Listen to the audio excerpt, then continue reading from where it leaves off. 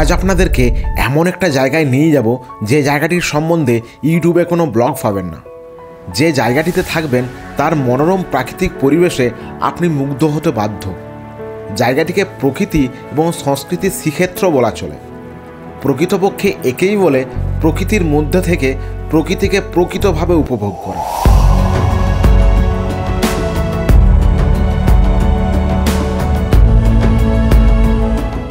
তার সঙ্গে site scene হিসেবে থাকছে বিশ্বের একমাত্র শিব মন্দির, যেখানে আপনি শিবলিঙ্গ স্পর্শ করতে পারবেন কিন্তু দেখতে পাবেন না, আর ব্লু লেক পাহাড় ড্যাম। এবং জায়গাটি কলকাতা থেকে মাত্র 3.5 ঘন্টার দূরত্বে। তো জায়গাটি কোথায়, কি দেখবেন, কিভাবে যাবেন, খরচ কত, সব বলবো, তাই পুরো ভিডিওটা শেষ পর্যন্ত দেখতে থাকুন। নমস্কার বন্ধুরা, আপনারা দেখছেন explore with Abhi YouTube channel, আর আমি অভিজিৎ। আজ আপনাদেরকে ভিডিওর মাধ্যমে ঘোরাতে নিয়ে যাব বালেশ্বর। আপনারা হয়তো অনেকেই মনে করছেন বালেশ্বর মানেই চাঁদিপুর সি বিচ বা ধুবলাগুড়ি সি বিচ, কিন্তু সেখানে আজ আমরা যাব না।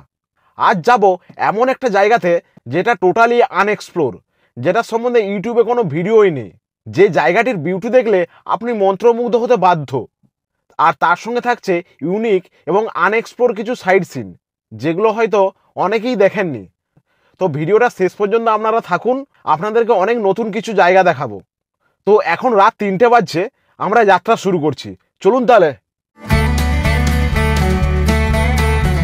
আজ আমাদের গন্তব্য বালেশ্বরের নীলগিরি ইকোস্টে। তাই 3 বন্ধু মিলে রাত্রি 3টা নাগাদ বেরিয়ে পড়েছিলাম নিজেদের গাড়ি করেই। অবশ্য এক বন্ধু বালেশ্বর স্টেশন থেকে জয়েন করবে, তাই প্রথমে আমরা যাব বালেশ্বর স্টেশন। আপনারা যদি ট্রেনে আসেন তাহলে এই বালেশ্বর স্টেশনেই নামবেন। এই স্টেশন থেকেই যে কোনো সময় ছোট বা বড় গাড়ি আপনারা ভাড়া পেয়ে যাবেন, নেবে 500 থেকে 700 টাকার মতো। এখান থেকে নীলগিরি ইকোস্টের দূরত্ব মাত্র 28 কিলোমিটার। কিন্তু আমরা প্রথমে ইকোস্টে না গিয়ে যাব আমরা বালেশ্বরের পঞ্চলিঙ্গেশ্বর মন্দির দর্শন করতে।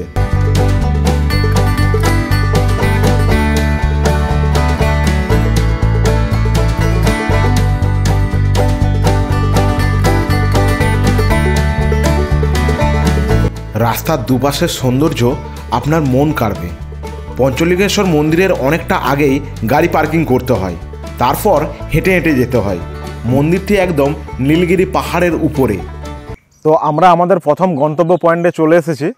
বর্তমানে আমরা আছি উড়িষ্যার একটি খুবই জাগ্রত শিব মন্দির, বালেশ্বরের পঞ্চলিঙ্গেশ্বর মন্দির। বালেশ্বর রেলওয়ে স্টেশন থেকে এই পঞ্চলিঙ্গেশ্বর মন্দিরের দূরত্ব প্রায় 28 কিলোমিটারের মতো। পঞ্চলিঙ্গেশ্বর মানে বুঝতেই পারছেন, এখানে 5টি শিবলিঙ্গ রয়েছে। কথিত আছে রামের বনবাসের সময় সীতামা এই লিঙ্গগুলি স্থাপন করেছিলেন।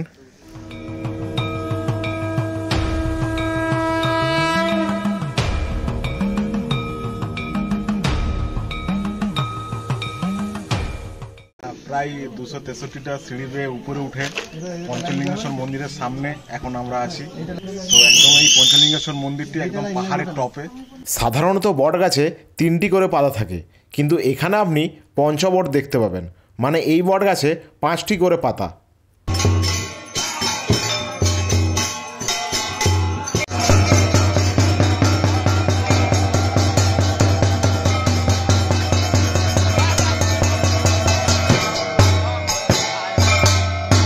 এই যে যেখানে পুজো হচ্ছে ওখানে 5টি শিবলিঙ্গ রয়েছে। নর্মাল টাইমে এর উপর থেকে জলস্রোত এসে ওই লিঙ্গের উপরে পড়ে, কিন্তু আমরা যেহেতু ঘোর গ্রীষ্মকালে গিয়েছিলাম তাই জল শুকিয়ে গিয়েছিল, কিন্তু লিঙ্গগুলো দেখা যায় না, জলের ভিতরেই থাকে এবং ওখান থেকে স্পর্শ করতে হয়। পাশে একটি অন্ধকার গুহাও রয়েছে।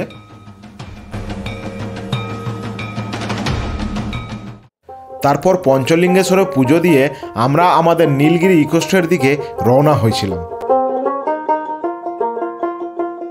আমরা আমাদের গন্তব্যে পৌঁছে গেছি। বাঁ দিকে পার্কিং। নৌকা করে যেতে হবে আমাদের এখান থেকে ওই অব্দি, বুঝলে? হচ্ছে অ্যাডভেঞ্চার, এইটা করে আমরা যাবো ওই অব্দি।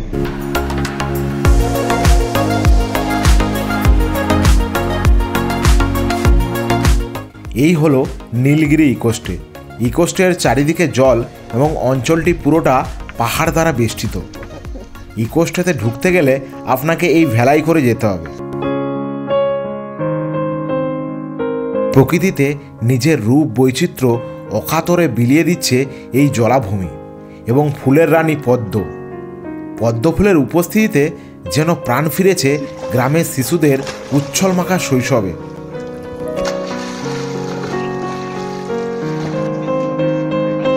এইটাকে নীলগিরি ইকোস্টের রিসেপশন বলা চলে। ইকোস্টের মালিক শিল্পী কেশু দাস এখানে ছবি আঁকেন। পৌঁছানোর সঙ্গে সঙ্গেই বেলের শরবত চলে এসেছিল।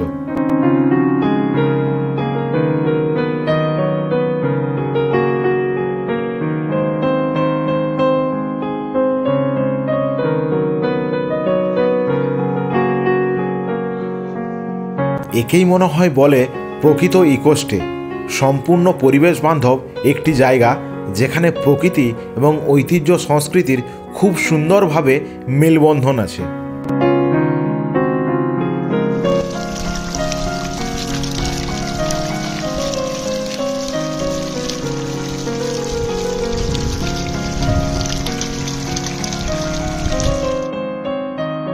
এখানে টেন্ট এবং কটেজ উভয়ে আছে। আমরা এই কটেজটি বুকিং করেছিলাম। এখানে মাটির খাটের উপর বিছানা পাতা 4টি বেড রয়েছে এবং পুরো কটেজটি মাটির। এটা হচ্ছে কাপেল কটেজ।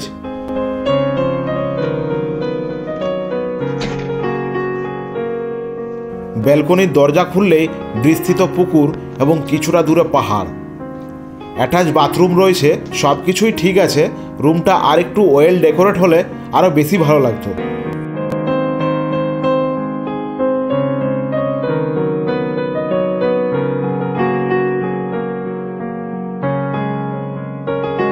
তারপর লাঞ্চ করতে গিয়েছিলাম দাদিমা ফ্লোটিং কিচেনে। এই বুড়োটা কে রে ভাই? এই বুড়োটা কে? এই যে ধুতি পরে আছে।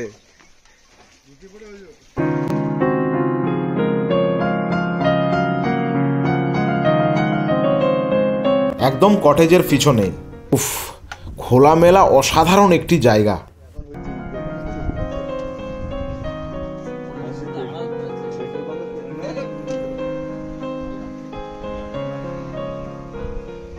কুম্ভক্ষেত্রে এই ক্যাম্প।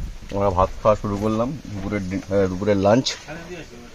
এই এত রকমের সবজি, 55 রকমের সবজি দেওয়া হয়েছে। ডাল খাওয়া স্টার্ট করে ডাল দিয়ে ভাতটা খাই। মাছের টক সুন্দর খেতে। সবজি 55 রকমের সবজি।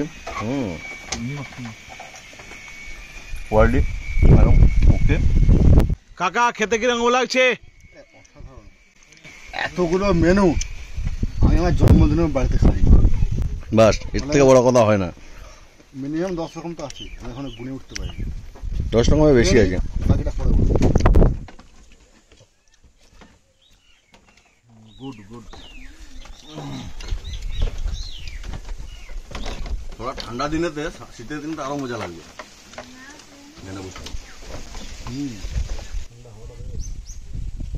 কিছু খাওয়া প্রায় সম্পূর্ণ হয়ে গেছে। এই যে পাত ফাঁকা, এটা কি দিয়েছে জানি না, বাট একবার খেয়ে দেখ ফিরু। রাগি মিঠা রাগি, বড়িয়া, আচ্ছা লাগছে। পায়েসের মতন খাইটা খেতে। এটার নামটা কি? রাগির পায়েস। ও, রাগির পায়েস। এটা একদম ফার্স্ট টাইম খাচ্ছি। দেখা যাক, আমিও খাই তাহলে। চিয়ার্স।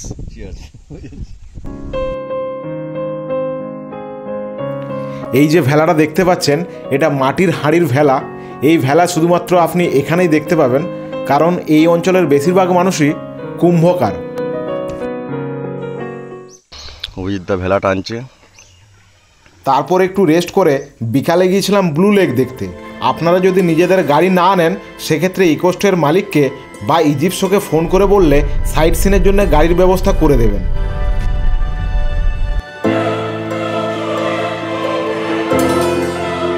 তো বর্তমানে আমরা আছি মিত্রপুরের ব্লু লেকে, যেটা বালেশ্বর রেলওয়ে স্টেশন থেকে 19 কিলোমিটার দূরে, এবং আমরা যে ইকোস্টেটা বুকিং করেছি নীলগিরি ইকোস্টে, সেটার থেকে 17 কিলোমিটার। একবার এই ব্লু লেকের কালারটা দেখুন। ব্লু লেকের জলের কালারটা পুরো একদম ব্লু। অ্যাকচুয়ালি এখানে আগে পাথরের খাদান ছিল, পরবর্তীকালে বৃষ্টির জল জমে এটা একটা লেকে পরিণত হয়েছে। এই লোকেশনটার ব্যাপারে অনেকে হয়তো জানে না।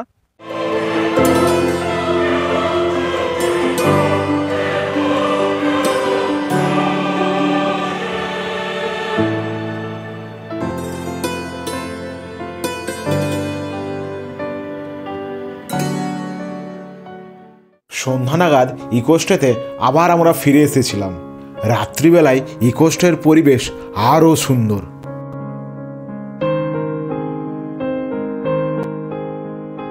সন্ধ্যাবেলায় আম পোড়ার শরবত দিয়েছিল, তার সঙ্গে চা আর ব্রেড চপ।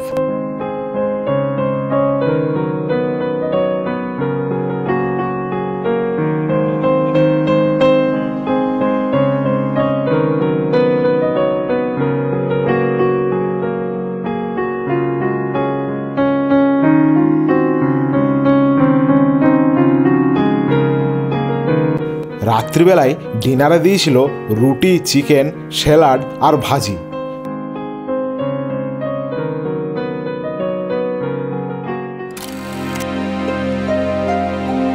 তার পরের দিন সকালেই আমরা কুমকুট ড্যাম দেখতে গিয়েছিলাম। এটা হচ্ছে কুমকুট ড্যাম। এখানে ড্যামের প্রজেক্টের কাজ চলছে। ন্যাচারালি এই ড্যামটা কিন্তু খুব সুন্দর দেখতে। দুটো ফটো দিলাম।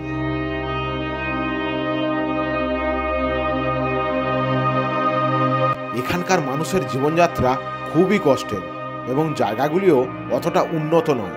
ড্যামের প্রজেক্টটা শুরু হয়েছে, আশা করি এরপরে উড়িষ্যা সরকার এই দিকে একটু নজর দেবে। তো আমার সঙ্গে আছেন এই কুম্ভক্ষেত্র বা নীলগিরি ইকোস্টের যিনি ওনার বা তাকে ইনচার্জও বলা চলে, কেশু দাস মহাশয়। তার কাছ থেকে কিছু জিনিস আমরা জেনে নেব। লাস্ট একদিন ধরে আমরা এই কুম্ভক্ষেত্র বা নীলগিরি ইকোস্টের যে মনোরম সুন্দর পরিবেশে আমরা ছিলাম, জাস্ট দারুণ লেগেছে। তো ওনার কাছ থেকে একটু জেনে নেব এই যে কুম্ভক্ষেত্র বা যে নীলগিরি ইকোস্টে, সেই ইকোস্টের ইউনিকনেসটা কি। এই কুম্ভক্ষেত্র প্রকৃতি আর সংস্কৃতির শ্রীক্ষেত্র বা the paradise of nature and culture. এখানে নেচারও পাবেন আর কালচারও পাবেন। যেমন কি পাহাড় আছে, ঝর্ণা আছে, হ্রদ আছে, এর মধ্যে বহুত পশু মানে পাখি আছে এবং বহুত সুন্দর মানে নেচার দিয়ে খুব সুন্দর জায়গাটা।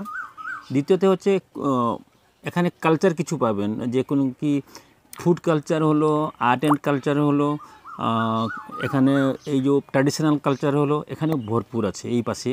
যেমন কি এখানে 200-300 পাশাপাশি মানে বাড়ি আছে যারা কি এই মাটির কাজ করে, কুম্ভ কাজ করে, মাটির হাঁড়ির কাজ করে। এবং এখানে এদের ড্যান্সও আলগা, এদের খাবার মানে ফুডও ট্র্যাডিশনও আলগা। তবে আমরা উড়িয়া আর ট্রাইবাল এই দুটো ট্র্যাডিশনাল ফুড কালচারটাকে যেটা ডাইং হয়ে যাচ্ছে, যেটা ধীরে ধীরে আমাদের কাছ থেকে দূর হয়ে যাচ্ছে, ওই কালচারটাকে বাঁচিয়ে রাখছি। আমরা এই খাবার সময় প্রায় 30 থেকে 35 রকমের খাদ্য আর পানীয় আমরা দিই, যেগুলোকে ইন্ডিজিনিয়াস আর মৌলিকতা আছে, যাকে মানে দাদিমা যাকে রান্না করতেন আগে, সেইগুলো সব মানে ওই দাদিমার নামে এখানে দাদিমা কিচেন আছে। দাদিমা কিচেন আর দাদিমা ডাইনিং আমাদের এই দাদিমার নামে আছে। আর এখানে ঘরে মানে যে বাড়িগুলো যে আছে, ঘরগুলো আছে, এটি খড়ের ঘর আছে, এটি টাইলির ঘর আছে, এটি পাতার ঘর মানে পণ্যকুটির যেটাকে পাতার ঘর আছে, এটি ট্রি হাউস আছে। আর সবচেয়ে হচ্ছে এখানে কুম্ভ মানে এই যে মাটির হাঁড়ি নিয়ে বহুত কিছু কাজ হয়েছে। মাটির হাঁড়ি নিয়ে যে ওই ভেলার যে কনসেপ্ট আর কি খুব ভালো লাগলো। মানে এই ফার্স্ট জীবনে প্রথম দেখলাম যে মাটির হাঁড়ি দিয়ে আর কি একটা ভেলা বানানো হয়েছে। তো ধন্যবাদ কেশু দাস মহাশয়কে। ধন্যবাদ। আরও কয়েকটি বালেশ্বরের সাইট সিন আছে: ব্রাহ্মণী ওয়াটারফল, বিশ্বেশ্বর পাহাড়, Chandipur sea beach, Dhublagudi sea beach. আমরা এই বালেশ্বর ট্যুরটি একদিনে করেছিলাম, আপনারা চাইলে 2 দিন 2 রাত্রির করতে পারেন। ধন্যবাদ, ভালো থাকবেন। আর হ্যাঁ, যদি কোনো প্রশ্ন থাকে অবশ্যই কমেন্ট বক্সে করতে পারেন।